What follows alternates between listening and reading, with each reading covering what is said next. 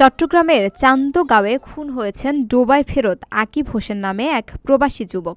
পরকীয়া প্রেমিকই তাকে ছুরির আঘাত করে হত্যা করেন বলে দাবি আকিবের স্বজনদের।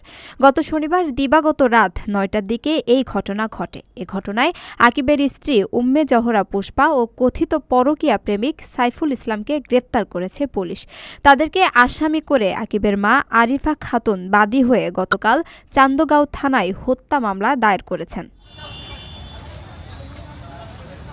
পুলিশ জানায়, মোটিভ দেখে মনে হয়েছে ঘটনার সময় সাইফুল, আকিব ও পুষ্পার মধ্যে ধস্তাধস্তি হয়েছে। এতে সাইফুলও আহত হয়েছেন। তাকে চট্টগ্রাম মেডিকেল কলেজ হাসপাতালে ভর্তি করা হয়েছে।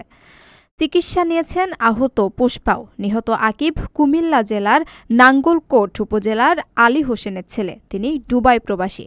৭ আগস্ট দেশে আসেন তিনি। ২০১৭ সালে পুষ্পার সঙ্গে বিয়ে হয় তার। এ দম্পতির এক ছেলে ও মেয়ে আছে।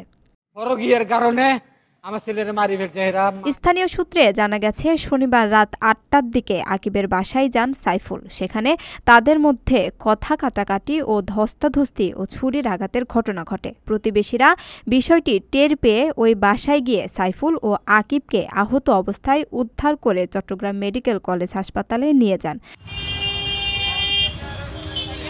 সেখানে চিকিৎসক আকিবকে মৃত ঘোষণা করেন। খবর পেয়ে চান্দগাঁও থানা পুলিশ সাইফুলকে আটক করে এবং জিজ্ঞাসাবাদের জন্য পুষ্পাকে থানায় নিয়ে আসে।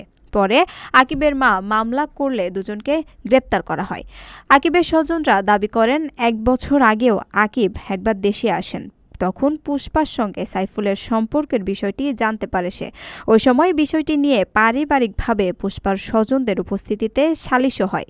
এর কিছুদিন পর আকিব প্রবাসে চলে যায়। সর্বশেষ গত মাসে দেশে আসার পরও সাইফুলের সঙ্গে পুষ্পার সম্পর্ক থাকার বিষয়টি জানতে পারে। আমার ছেলেকে মারি ফেলছে। লক্ষাধিক টাকা বেতনে কর্মী নিচ্ছে জাপান।